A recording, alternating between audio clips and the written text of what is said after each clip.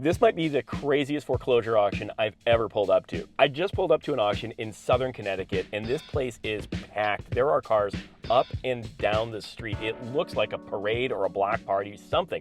And I've never seen cruisers, police cruisers, at an auction before. This is pretty wild. I want to share this trip with you guys. I did not expect it to be what it's turning out to be. Let's go check this place out. Okay, wow. First of all, it's cold as heck, and it's the middle of April right here. But it doesn't matter. I'm warm with excitement because there are so many people that turned out for this auction. In fact, one of our followers spotted me. She came running out of her car and said hello, which is really, really cool. So we'll be bidding against one of you guys out there. So Elizabeth, if you're watching this video, and you darn sure better be, I hope you win, but I hope I win a little bit more. Look at the cars. These are cars lined up down the street, and there were multiple police cruisers here. Why? Well, because the owner of this house is more than a little deranged. Apparently they've made threats to anybody that comes on near or to the auction, on the property, stepping foot onto their lawn, any of that kind of stuff. So the lawyers involved thought it'd be best to hire police detail to come keep an eye on this. And probably not a bad idea. I've talked to some of the neighbors who are overjoyed that this day is finally here. They said the neighbor across the street from them has had no water, no utilities, no electricity, and for years, and had been more than a problem in this really, really nice neighborhood. Their property is horribly overgrown. I mean, trees growing up in the lawn. This is a really, really odd situation, and it's a tax foreclosure sale today. So that means that it's not a bank that's foreclosing because they weren't paying their mortgage.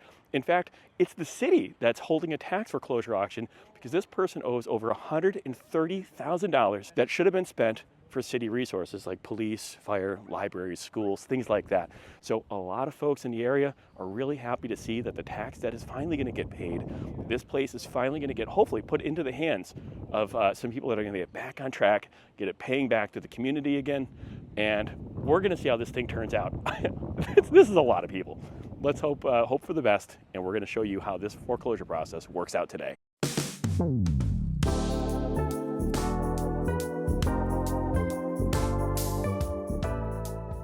So this is the place right behind me. This is a really nice house. No wonder so many people showed up. And I got to tell you, I couldn't even walk down the sidewalk getting here without so many different neighbors stopping me and talking about this property and the events and the goings on here. So this has been a blighted property in the neighborhood that these people are sick of. Not just the conditions and the look of the property, but the antics of the soon-to-be former owner and how they haven't paid their taxes in forever. They haven't had water and utilities and all that stuff going on for forever. They've just simply been acting weird all around the neighborhood and with their neighbors. So they're really excited that the place is going to change hands. And why are we standing here and not looking closer at the house and walking around it like we normally would? Well, it's because she's made threats, frankly, to anybody that comes to the auction and basically threatens to protect her property, etc. That's why there's a police detail here. That's why you see no trespassing written in marker on different random things all around the front of the property. So this is as close as we're going to get. And we may spend hundreds of thousands of dollars today on a place where we've never even stepped foot on the front lawn. Imagine that. Well, you don't have to imagine it because you're here subscribing and along for the ride. Let's take a look and see what all the other bidders are talking about. The town of Seymour's opening bid of $128,476. After that opening bid, do I have any bids? I want a bidder number and the amount of your bid. Anybody?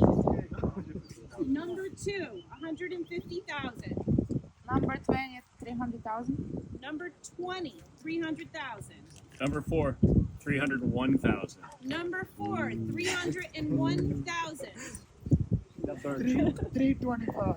Number 9, No, 6. Number 6. Oh, numbers. You held it up? Okay. Number 6. You could be number 9. How much was it? 325. 325,000.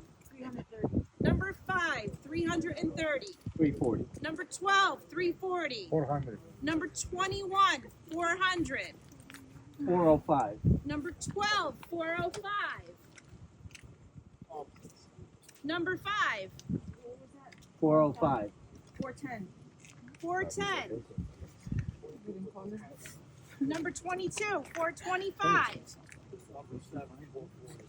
7, 440. 441. Number 12, 441. Number 7, 443. Number 2, 450. 545, 3. 545, 4. Well, we're back in the truck and we're trying to warm up because it was freezing outside, but the action was incredibly hot. This house had so many bidders and so much back and forth bidding action on it, as you probably saw in the video. But wow, it ended up going for what, $555,000.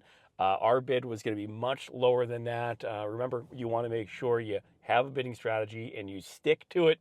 Don't get caught up in the back and forth of the emotional bidding that could go on. Yeah, we didn't win this one, and that's obviously, you know, it's okay with me. I always know there's always going to be another auction. So I never really regret missing one here or there because we've made a lot of mistakes in the past and we don't want to get caught up in making those mistakes again. You want to learn from them and hopefully move on. But we did get to meet one of our subscribers and a follower here who also put in a bid. And then I got to put in a bid for $1,000 more than her just to give her a hard time. So Elizabeth, if you're watching, sorry about that. But we had a great time doing this, meeting people here. Everybody was super friendly. The neighbors are so happy and excited that this property is going to finally get put back on track. If you liked checking out today's auction and thought this kind of thing is kind of interesting to you, maybe it's something you'll eventually want to do, the first step in learning about how to do this yourself is to hit subscribe. Watch some of our content right here for free. The second thing you're going to need to do is drop a couple of bucks and buy a copy of our book, Foreclosures Unlocked, now available as an audiobook. So as you're on your way to your first auction, you can listen to us talk about our experience of going to thousands of foreclosure auctions and buying hundreds of properties like this one right here. And we can't wait to hear back from you guys. So drop us a comment, let us know what you'd like to see more of right here on our channel, and we'll be looking for you in our next video.